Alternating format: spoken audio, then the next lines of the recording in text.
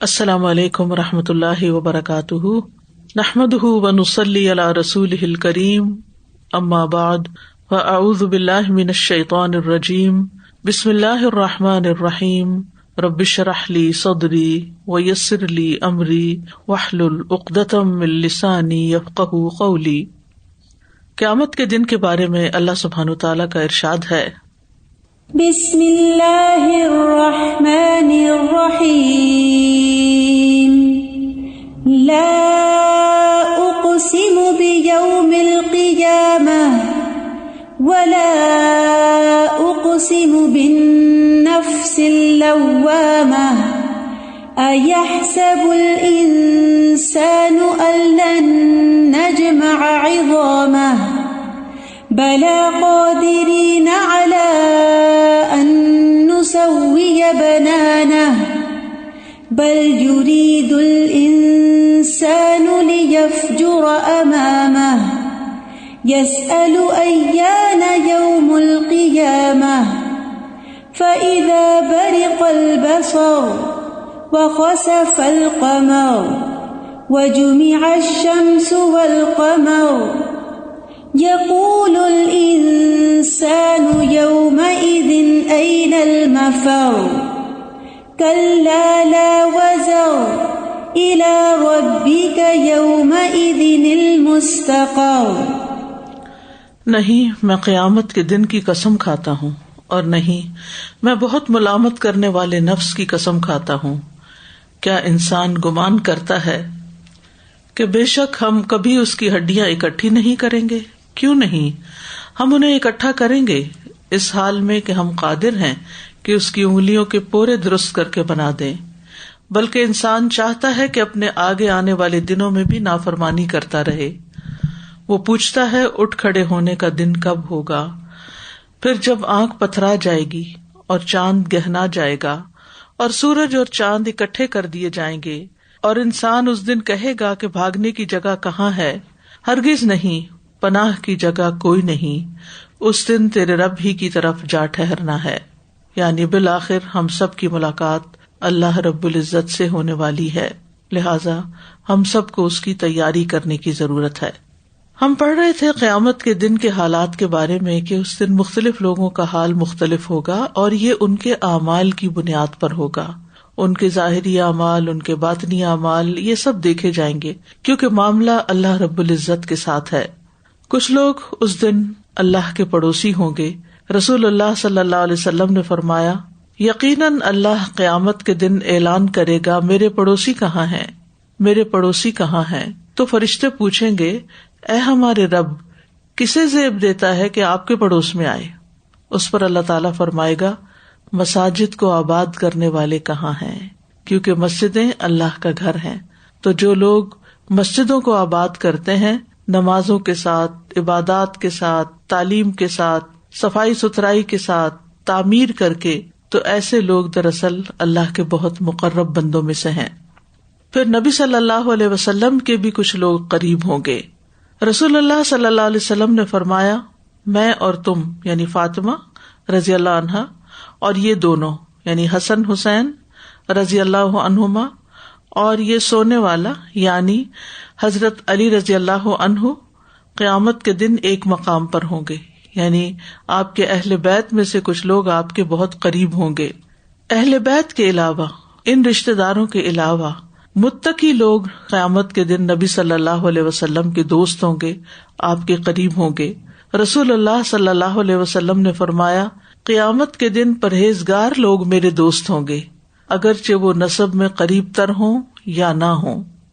خیال رکھنا کہیں ایسا نہ ہو کہ لوگ تو میرے پاس نیک اعمال لے کر آئیں اور تم دنیا کی خیانتوں اور دوسروں کے غصب شدہ حقوق کو اپنے کندھوں پر اٹھا کر لاؤ اور پکارو، اے محمد، اور میں ادھر ادھر اعراض کرتے ہوئے کہوں نہیں۔ پھر آپ نے اپنی دونوں جانب اعراض کیا، یعنی میں اپنا منہ موڑ لوں، تم دائیں طرف سے آؤ تو میں بائیں طرف منہ موڑ لوں، اور بائیں طرف سے آؤ تو میں دائیں طرف منہ موڑ لوں، یعنی میں تمہارے ساتھ بات ہی نہ کروں اور تمہاری کوئی مدد نہ کروں۔ پھر اسی طرح عمدہ اخلاق والے قیامت کے دن نبی صلی اللہ علیہ وسلم کے قریب ہوں گے۔ مسند احمد کی روایت میں ہے، رسول اللہ صلی اللہ علیہ وسلم نے ایک مجلس میں 3 مرتبہ فرمایا، کیا میں تمہیں یہ نہ بتاؤں کہ قیامت کے دن کون تم میں سب سے زیادہ میری نگاہوں میں محبوب اور میرے قریب تر مجلس والا ہوگا؟ ہم نے عرض کیا، کیوں نہیں یا رسول اللہ؟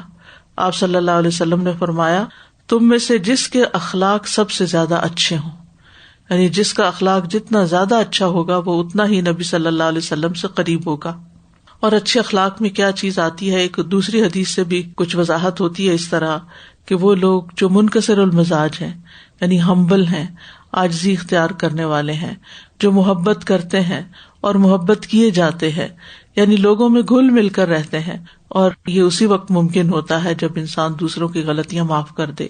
اچھے اخلاق کا مظاہرہ بھی اسی وقت ہو سکتا ہے جب انسان دوسروں کی خامیوں پر نظر نہ رکھے، کیونکہ اگر آپ کسی کی خامیوں پر، کسی کی برائیوں پر، کسی کی طرف سے پہنچنے والی تکلیف کو یاد رکھیں گے تو آپ کبھی بھی اس کے ساتھ اچھا معاملہ نہیں کر سکتے۔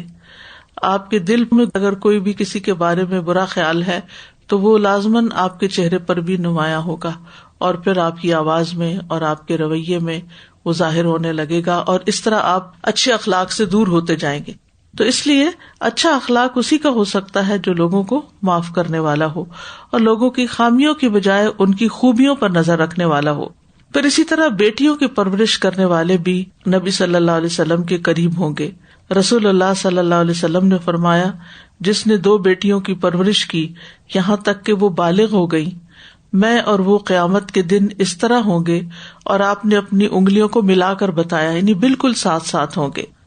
اسی طرح کچھ اور لوگ بھی ہیں، جیسے بیوہ کے لیے دوڑ دھوپ کرنے والا، یتیموں کا خیال رکھنے والا، لوگوں کے کام آنے والا۔ پھر نیک اعمال قیامت کے دن انسان کے لیے سایہ بھی بنیں گے۔ تو وہ کون سے خوش نصیب لوگ ہوں گے جو اپنے نیک اعمال کے سائے میں ہوں گے، کیونکہ اس دن تو اپنے اعمال کے سوا کوئی سایہ نہیں ہوگا، یا عرش کا سایہ ہوگا یا پھر اپنے ہی نیک اعمال کا۔ تو اس میں پہلی چیز ہے قرآن مجید۔ قرآن مجید اپنے پڑھنے والے کے لیے سایہ کرے گا۔ رسول اللہ صلی اللہ علیہ وسلم نے فرمایا، قرآن پڑھا کرو، کیونکہ یہ قیامت کے دن اپنے پڑھنے والوں کے لیے سفارشی بن کے آئے گا۔ اور 2 روشن سورتوں کو پڑھا کرو، سورۃ البقرہ اور سورۃ آل عمران کو، کیونکہ یہ قیامت کے دن اس طرح آئیں گی جیسے کہ 2 بادل ہوں، یا 2 سائبان ہوں، یا 2 اڑتے ہوئے پرندوں کی قطاریں ہوں، اور وہ اپنے پڑھنے والوں کے بارے میں جھگڑا کریں گی۔ کیا جھگڑا؟ کہ ان کو بخش دیا جائے۔ تو اس سلسلے میں عرض یہ ہے کہ انسان سے اگر ہو سکے تو ان صورتوں کو زبانی یاد کر لے، اگر وہ ممکن نہ ہو تو پھر انسان دیکھ کر پڑھے، اور ہر روز کچھ منٹ بھی اگر ان صورتوں کو پڑھنے کے لیے انسان نکال لے تو کچھ ہی دنوں میں سورت ختم ہو جاتی۔ بعض خوش قسمت لوگ تو ہر روز سورت البقرہ پڑھتے ہیں، بعض لوگ البقرہ اور آل عمران دونوں ہی روزانہ پڑھ لیتے ہیں۔ لیکن اگر یہ ممکن نہ ہو تو 2 دن میں پڑھ لیجیے، یہ ممکن نہ ہو تو 1 ہفتے کے اندر پڑھ لیجیے، اگر وہ بھی ممکن نہ ہو تو 10 دن میں پڑھ لیجیے۔ لیکن ہر روز اگر آپ 15 منٹ بھی اس کام کے لیے نکال لیں تو قیامت کے دن کتنا بڑا فائدہ ہوگا۔ پھر اسی طرح انسان کا صدقہ اس کے لیے سایہ بنے گا۔ نبی صلی اللہ علیہ وسلم نے فرمایا، انما یستظل المؤمن یوم القیامۃ فی ظل صدقتہ، مومن قیامت کے دن اپنے صدقے کے سائے میں ہوگا۔ پھر اسی طرح قیامت کے دن کچھ اور نیک لوگ بھی بڑے مقامات پر ہوں گے، جن میں سے شہداء اور علماء ہیں۔ شہداء کے بارے میں آتا ہے، معاذ بن جبل کہتے ہیں کہ رسول اللہ صلی اللہ علیہ وسلم نے فرمایا، جو اللہ کے راستے میں زخمی کر دیا گیا وہ قیامت کے دن آئے گا تو اس دن اس کی خوشبو مشک کی طرح اور اس کا رنگ زعفران کی طرح ہوگا، اور اس پر شہداء کی مہر لگی ہوگی، یعنی کہ یہ شخص شہید ہے۔ اور جو اللہ سے مخلص ہو کر شہادت مانگے تو اللہ اس کو شہید کا ثواب دے گا، اگرچہ وہ اپنے بستر پر ہی فوت ہو جائے۔ تو مطلب یہ ہے کہ شہداء کا خاص ایک مقام ہوگا۔ پھر اسی طرح علماء کی الگ صفیں ہوں گی۔ عمر بن خطاب کہتے ہیں، اگر میں اپنے بعد معاذ بن جبل کو خلیفہ بنا جاؤں اور ان کے بارے میں میرا رب عز و جل مجھ سے پوچھ لے کہ تمہیں اس بات پر کس نے آمادہ کیا تھا، کیوں تم نے اپنے بعد معاذ بن جبل کو خلیفہ مقرر کیا تھا، تو میں کہوں گا، میں نے آپ کے نبی صلی اللہ علیہ وسلم سے سنا کہ آپ نے فرمایا، جب علماء اپنے رب عز و جل کے سامنے حاضر ہوں گے تو معاذ ایک پتھر کی پھینک پر ان کے آگے آگے ہوں گے. پتھر کی پھینک سے مراد یہ کہ ایک پتھر اٹھا کے انسان جتنی دور پھینکے اور جتنے فاصلے پہ وہ پتھر جا کے گرے، یعنی یہ علماء کا گروہ ہوگا، ان کی صفیں ہوں گی، اور معاذ بن جبل وہ ان کو کئی دور سے لیڈ کر رہے ہوں گے، یعنی اتنا آگے ہوں گے، ان کا مقام اتنا بلند ہوگا. پھر عمومی طور پر امت محمد صلی اللہ علیہ وسلم جو ہے وہ دوسری امتوں کے مقابلے میں زیادہ ہوگی، ایک خاص خصوصیت ہوگی اس کی کثرت تعداد کی وجہ سے. رسول اللہ صلی اللہ علیہ وسلم نے فرمایا قیامت کے دن تمام انبیاء سے زیادہ میرے پیروکار ہوں گے.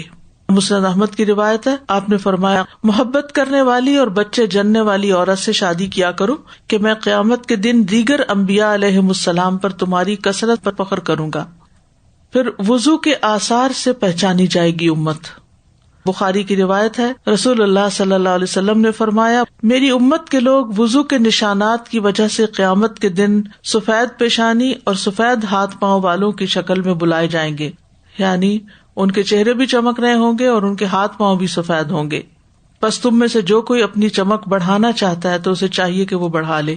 مراد اس سے کیا ہے کہ وضو اچھی طرح کرے، اور اچھی طرح وضو کرنے میں تدلیق ہوتی ہے، یعنی کہ مل مل کے دھونا. ایک تو نہ صرف پانی بہا لینا، ٹیپ کھولی تیز اور اس کے آگے ہاتھ گیلے کر کے اور پھر چہرے پہ چینٹے مار لی، یہ نہیں ہے وضو کا صحیح طریقہ.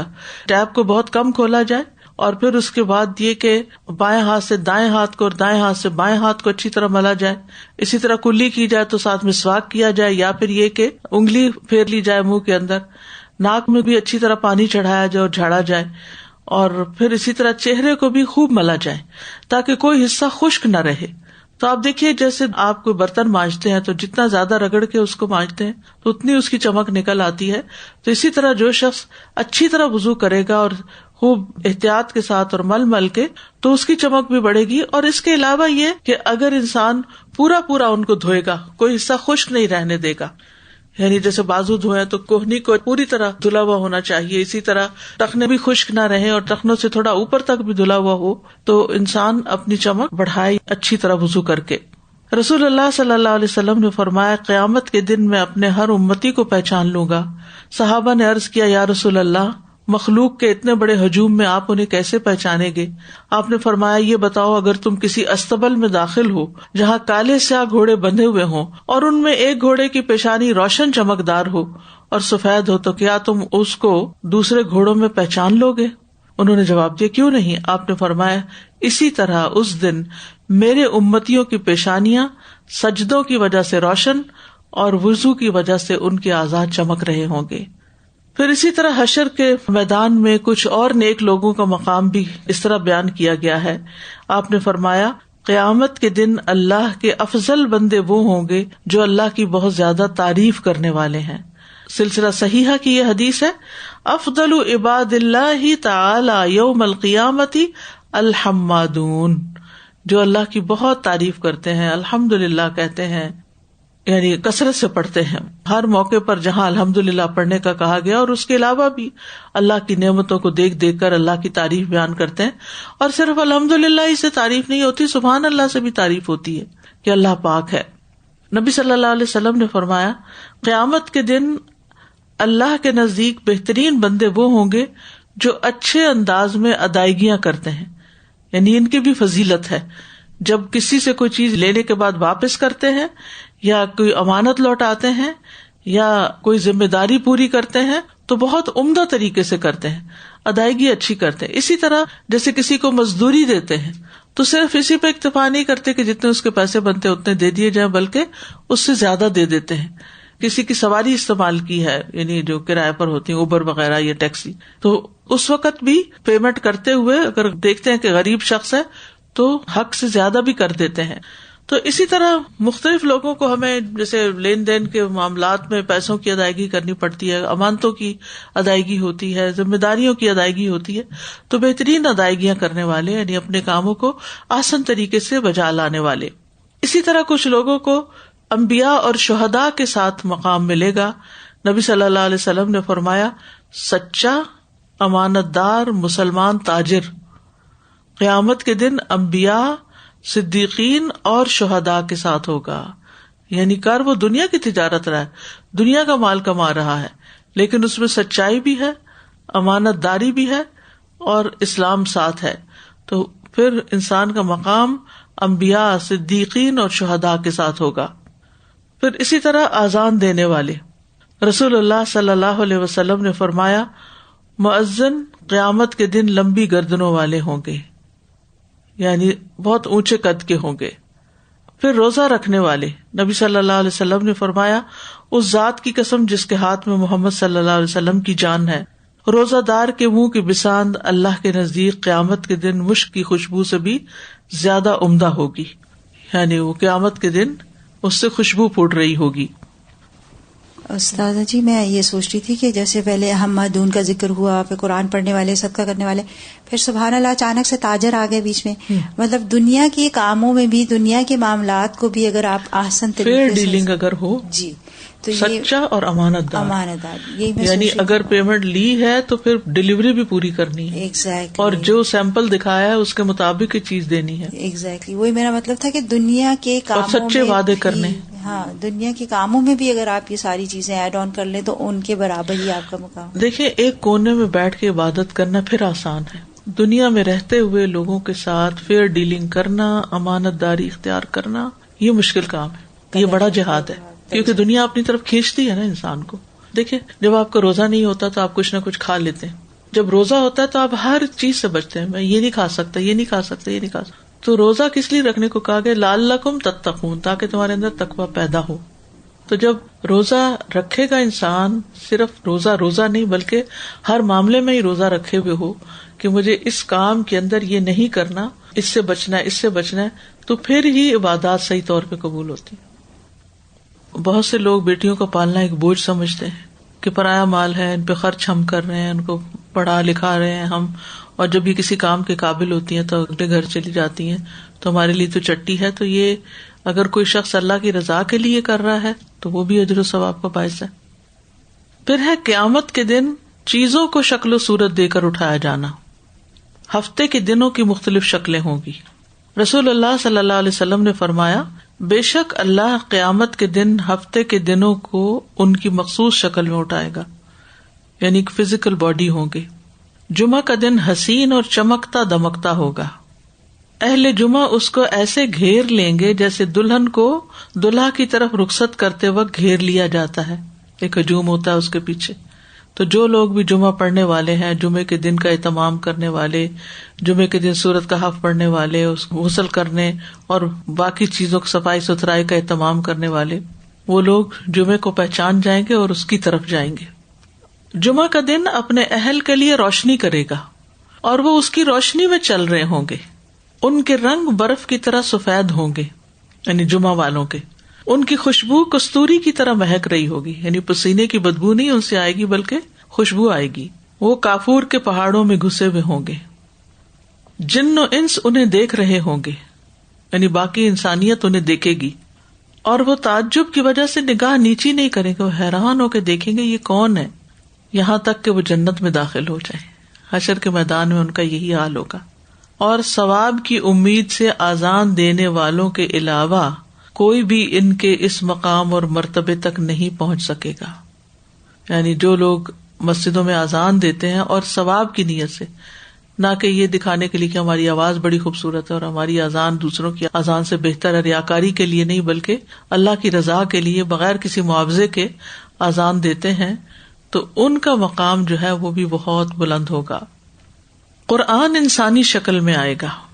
ابن بریدہ اپنے والد سے روایت کرتے ہیں، وہ کہتے ہیں کہ رسول اللہ صلی اللہ علیہ وسلم نے فرمایا قیامت کے دن قرآن ایسے مرد کی شکل میں آئے گا جس کا رنگ اڑا ہوا ہوگا، اور وہ اپنے پڑھنے والے سے کہے گا میں وہی ہوں جس نے تجھے رات کو بیدار رکھا اور دن میں تجھے پیاسا رکھا، یعنی تو رات کو بھی پڑھتا تھا اٹھ کے تہجد میں، اور دن میں بھی پڑھتے پڑھتے تمہارا منہ سوکھ جاتا تھا، یعنی منہ کب سوکھتا ہے کسی چیز کو پڑھتے ہوئے؟ جب اس کو زیادہ پڑھا جائے، کثرت سے پڑھا جائے۔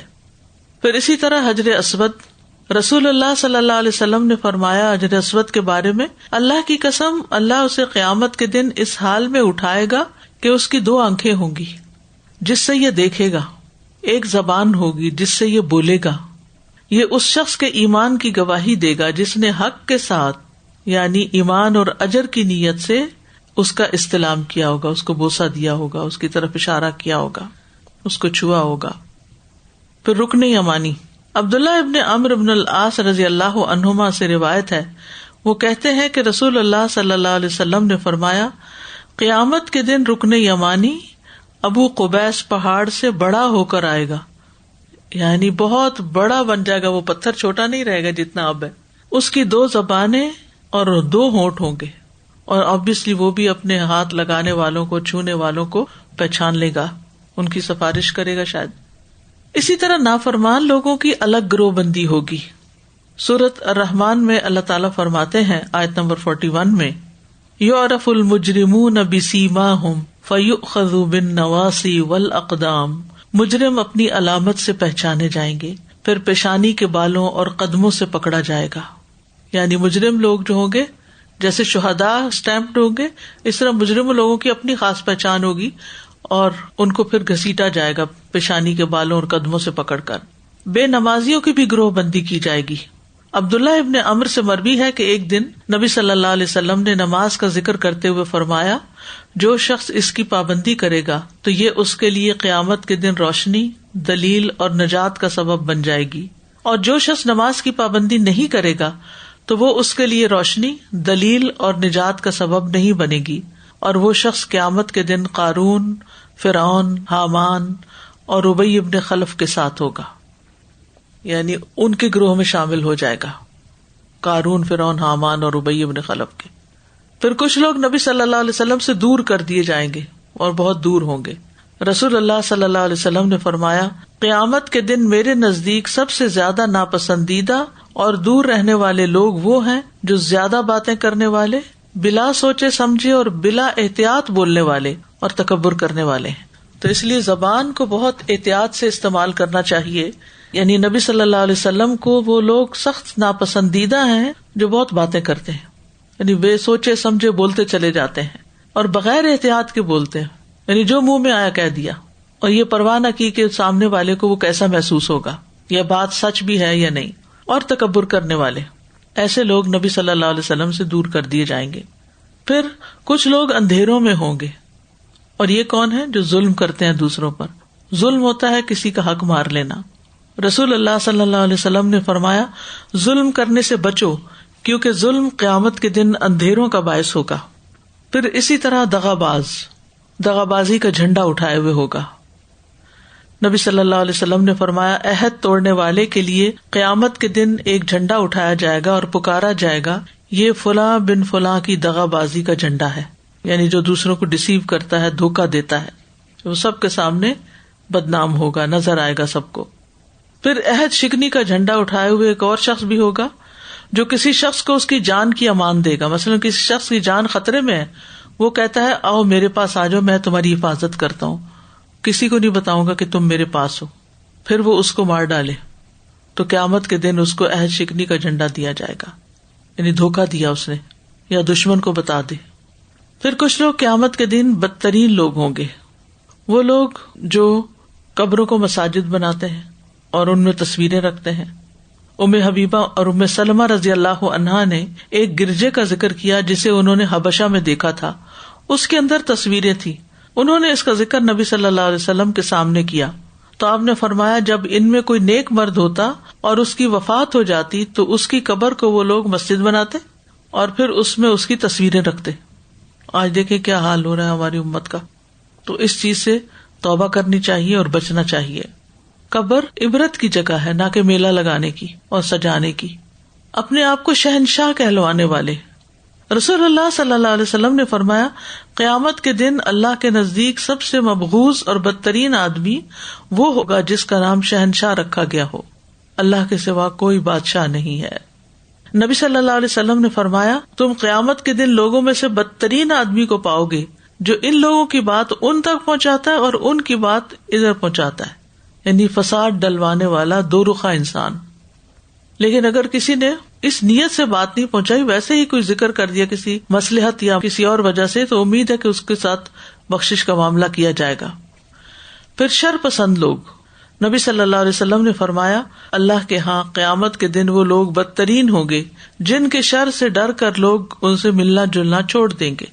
یعنی دنیا میں اگر کوئی شخص کسی کے شر سے بچنے کے لیے اس سے ملنا جلنا چھوڑ دیتا ہے تو جس سے چھوڑا گیا ملنا جلنا وہ انتہائی بدترین حالت میں ہوگا قیامت کے دن. بعض لوگوں کا تو کام ہی دوسروں کو تنگ کرنا ہوتا ہے. یعنی جب بولیں شر کی بات، جب کوئی معاملہ کریں برائی کریں، عزت پامال کریں، دھوکہ دیں.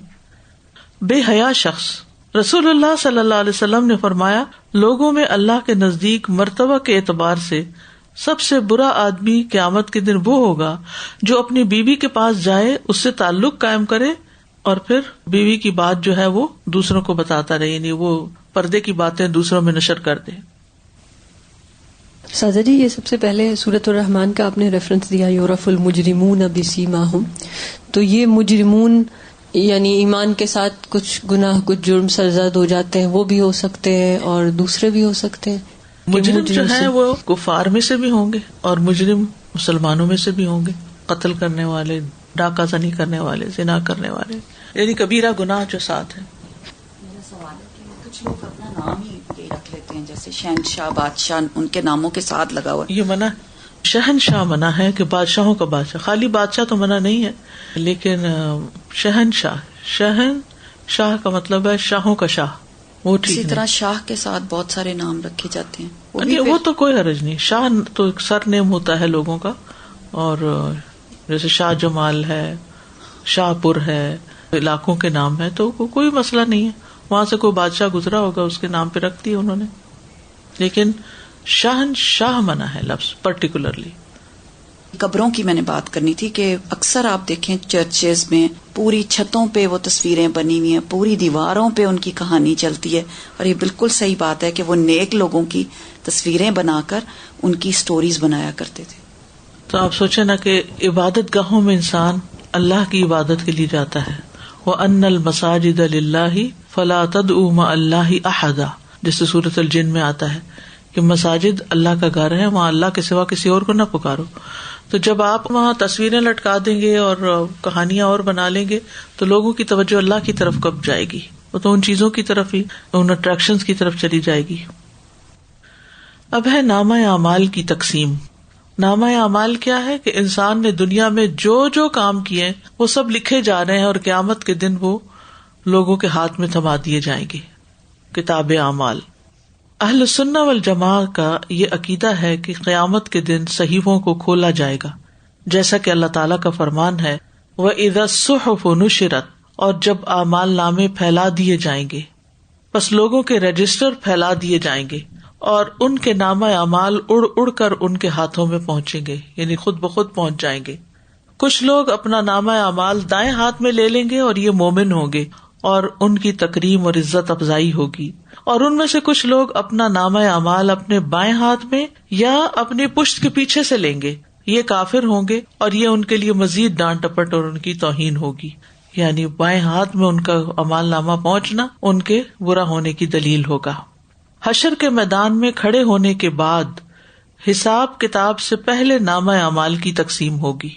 جب بندوں کو قبر سے اٹھا کر میدان حشر میں کھڑا کیا جائے گا اور جب تک اللہ چاہے گا وہ محشر میں ننگے پاؤں ننگے جسم کھڑے رہیں گے، اور حساب کا وقت آ جائے گا تو اللہ تعالیٰ جن سے چاہے گا حساب لے لے گا اور پھر ان کے نامہ اعمال کو لانے کا حکم دے گا، جس کو معزز لکھنے والوں نے لوگوں کے اعمال کو ذکر کر کے لکھا ہوگا تو وہ ان نامہ اعمال کو لے آئیں گے.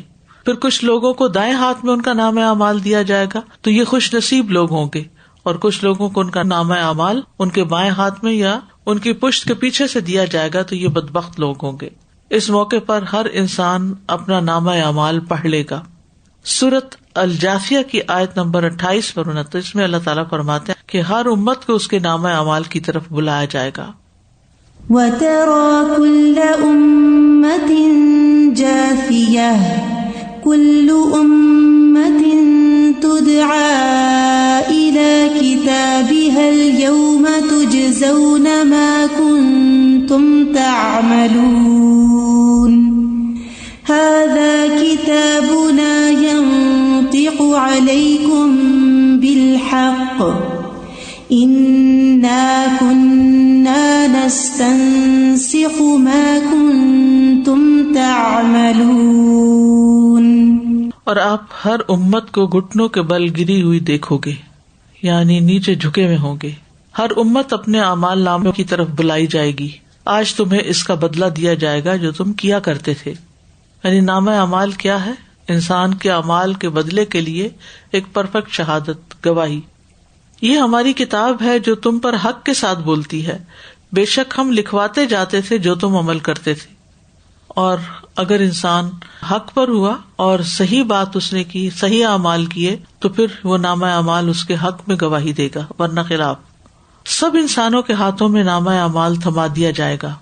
سورۃ الاسراء میں اللہ تعالیٰ فرماتے ہیں وَكُلَّ إِنسَانٍ أَلْزَمْنَاهُ طَائِرَهُ فِي عُنُقِهِ وَنُخْرِجُ لَهُ يَوْمَ الْقِيَامَةِ كِتَابًا يَلْقَاهُ مَنشُورًا اقرأ كتابك كفى بنفسك اليوم عليك حسيبا. اور ہر انسان کو ہم نے اسے اس کا نصیب اس کی گردن میں لازم کر دیا ہے، اور قیامت کے دن ہم اس کے لیے ایک کتاب نکالیں گے جسے وہ کھلی ہوئی پائے گا. اپنی کتاب پڑھ، آج تو خود اپنے آپ پر بطور محاسب کافی. یعنی تم زیادہ بہتر جانتے ہو خود ہی کہ تم نے یہ اعمال کیوں کیے تھے. بظاہر نیک اعمال بھی جن کے پیچھے نیتیں خراب ہوں گی وہ بھی انسان کو پتہ چل جائے گا، اور تھوڑے بھی اور زیادہ بھی، اخلاص کے ساتھ کیے ہوئے اور روٹین میں بغیر کسی سوچ کے کیے ہوئے. پھر حق کے ساتھ فیصلہ کرنے کے لیے نامہ اعمال سامنے رکھ دیا جائے گا. سورۃ الزمر آیت 69 میں اللہ تعالیٰ فرماتے ہیں وَأَشْرَقَتِ الْأَرْضُ بِنُورِ رَبِّهَا وَوُضِعَ الْكِتَابُ وَجِيءَ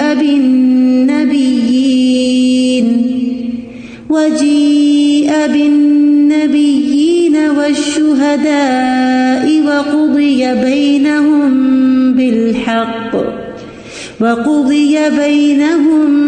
بِالْحَقِّ وَهُمْ لَا يُظْلَمُونَ. اور زمین اپنے رب کے نور کے ساتھ روشن ہو جائے گی اور لکھا ہوا سامنے رکھا جائے گا، اور نبی اور گواہ لائے جائیں گے، اور ان کے درمیان حق کے ساتھ فیصلہ کر دیا جائے گا، اور ان پر ظلم نہ کیا جائے گا. دائیں ہاتھ اور بائیں ہاتھ میں نامہ اعمال پکڑایا جائے گا. سورۃ الانشقاق میں آتا ہے فَأَمَّا مَنْ أُوتِيَ كِتَابَهُ بِيَمِينِهِ فَسَوْفَ يُحَاسَبُ حِسَابًا يَسِيرًا وَيَنقَلِبُ إِلَىٰ أَهْلِهِ مَسْرُورًا وَأَمَّا مَنْ أُوتِيَ كِتَابَهُ وَرَاءَ ظَهْرِهِ فَسَوْفَ يَدْعُو ثُبُورًا وَيَصْلَىٰ سَعِيرًا.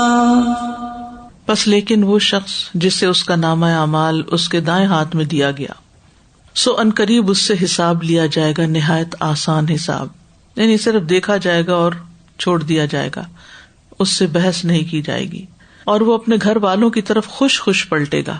اور لیکن وہ شخص جس کا نامہ اعمال اس کی پیٹھ کے پیچھے دیا گیا تو ان قریب بڑی ہلاکت کو پکارے گا اور بھڑکتی ہوئی آگ میں داخل ہو جائے گا. دائیں ہاتھ میں نامہ اعمال ملنے والے خوش قسمت ہوں گے، خوش بخت ہوں گے. سورۃ الحاقہ میں اللہ تعالیٰ فرماتے ہیں فَأَمَّا مَنْ أُوتِيَ كِتَابَهُ بِيَمِينِهِ فَيَقُولُ هَاؤُمُ اقْرَءُوا كِتَابِيَهْ إِنِّي ظَنَنتُ أَنِّي مُلَاقٍ حِسَابِيَهْ فَهُوَ فِي عِيشَةٍ رَاضِيَةٍ فِي جَنَّةٍ عَالِيَةٍ. سو جسے اس کا نامہ اعمال اس کے دائیں ہاتھ میں دیا گیا تو وہ کہے گا پکڑو میرا اعمال نامہ پڑھو. یعنی وہ خوش ہوگا اور خوش ہو کر اپنے اعمال دکھائے گا. یقیناً میں نے سمجھ لیا تھا، مجھے یقین تھا کہ بے شک میں اپنے حساب سے ملنے والا ہوں. انی ملاقن حسابیہ، پس وہ ایک خوشحالی والی زندگی میں ہوگا، ایک بلند درجے میں. بائیں ہاتھ میں نامہ اعمال ملنے والوں کی حسرتیں سورۃ الحاقہ میں اللہ تعالیٰ فرماتے ہیں وَأَمَّا مَنْ أُوتِيَ كِتَابَهُ بِشِمَالِهِ فَيَقُولُ يَا لَيْتَنِي لَمْ أُوتَ كِتَابِيَهْ وَلَمْ أَدْرِ مَا حِسَابِيَهْ يَا لَيْتَهَا كَانَتِ الْقَاضِيَةَ مَا أَغْنَى عَنِّي مَالِيَهْ هَلَكَ عَنِّي سُلْطَانِيَهْ.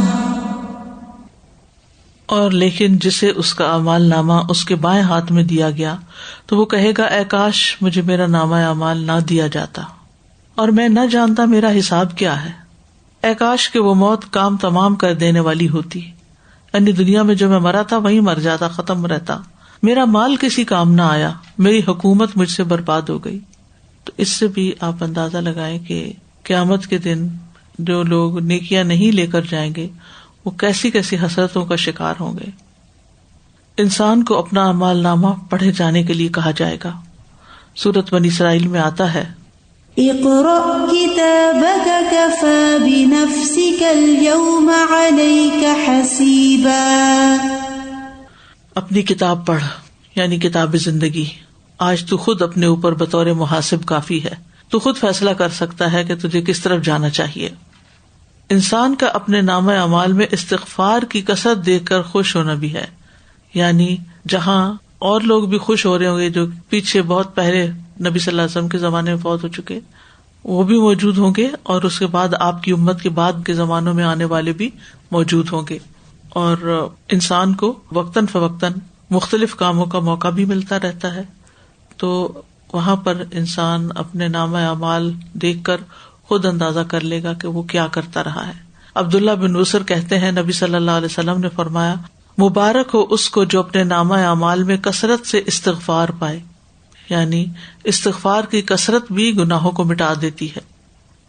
پھر انسان کو اس کو اگلے پچھلے تمام اعمال بتا دیے جائیں گے. سورۃ القیامہ میں آتا ہے يُنَبَّأُ الْإِنسَانُ يَوْمَئِذٍ بِمَا قَدَّمَ وَأَخَّرَ بَلِ الْإِنسَانُ عَلَى نَفْسِهِ بَصِيرَةٌ وَلَوْ أَلْقَى مَعَاذِيرَهُ. اس دن انسان کو بتایا جائے گا جو اس نے آگے بھیجا اور جو پیچھے چھوڑا، یعنی جن چیزوں کو اس نے پریفرنس دی، پرائرٹی دی، پہلے کیا، اور جن چیزوں کو پیٹ پیچھے ڈال دیا، بلا دیا، اگنور کر دیا، ان کو کوئی اہمیت نہ دی. بلکہ انسان اپنے آپ کو خوب دیکھنے والا ہے اگرچہ وہ اپنے بہانے پیش کرے، یعنی انسان کو اچھی طرح پتا ہے کہ وہ کر کیا رہا ہے. پھر تمام اعمال اس کے سامنے حاضر کیے جائیں گے، یعنی انسان کے سامنے. سورۃ آل عمران کی آیت نمبر 30 میں فرمایا يَوْمَ تَجِدُ كُلُّ نَفْسٍ مَا عَمِلَتْ مِنْ خَيْرٍ مُحْضَرًا وَمَا عَمِلَتْ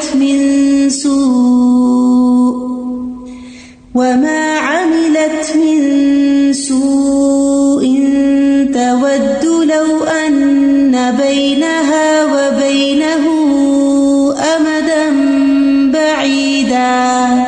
جس دن ہر شخص حاضر کیا ہوا پائے گا جو اس نے نیکی میں سے کیا اور وہ بھی جو اس نے برائی میں سے کیا، یعنی دونوں چیزیں اس کو دکھا دی جائیں گی. چاہے گا کاش اس کے اور اس کے درمیان بہت دور کا فاصلہ ہوتا، یعنی اس کی برائیاں اس سے دور کر دی جاتی، اس کو نہ دیکھنی پڑتی. آج انسان کی پوشیدہ باتیں بھی ظاہر ہو جائیں گی، یعنی جو اس نے چھپ چھپ کے کام کیے ہوں گے. سورۃ الحاقہ میں آتا ہے يَوْمَئِذٍ تُعْرَضُونَ لَا تَخْفَى مِنكُمْ خَافِيَةٌ. اس دن تم پیش کیے جاؤ گے، تمہاری کوئی چھپی ہوئی بات چھپی نہ رہے گی. دنیا میں کتنی ہی چیزیں انسان دوسروں سے شیئر نہیں کرتا، چھپ چھپ کے کرتا ہے، لیکن وہاں کچھ بھی چھپا ہوا نہیں رہے گا. سینوں کے بھید بھی کھل جائیں گے. وَحُصِّلَ مَا فِي الصُّدُورِ إِنَّ رَبَّهُم بِهِمْ يَوْمَئِذٍ لَخَبِيرٌ. اور جو کچھ سینوں میں ہے ظاہر کر دیا جائے گا، بے شک ان کا رب اس دن ان کے متعلق یقیناً خوب خبر رکھنے والا ہے. یعنی قیامت کے دن جو کہ ہو سکتا ہے انسانوں کے مرنے کے کئی 100 سال یا 1000 سال بعد آئے، لیکن اللہ سبحانہ وتعالیٰ ان کے اعمال کو نہیں بھولے گا. جو دلوں میں ہے وہ بھی باہر نکال دے گا، کیونکہ انسان دل کی جس حالت میں ہوگا اسی کے ساتھ فوت ہوگا. اور دلوں کے جو خیالات ہیں اور لوگوں کے بارے میں آراء ہیں، یہ ساری چیزیں.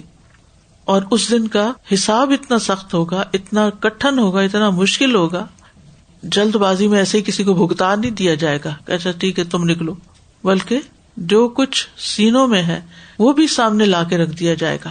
یعنی کچھ چیزیں تو انسان زبان سے کہتا ہے، ظاہر کرتا ہے، اس کے اعمال میں دکھائی دیتی ہیں.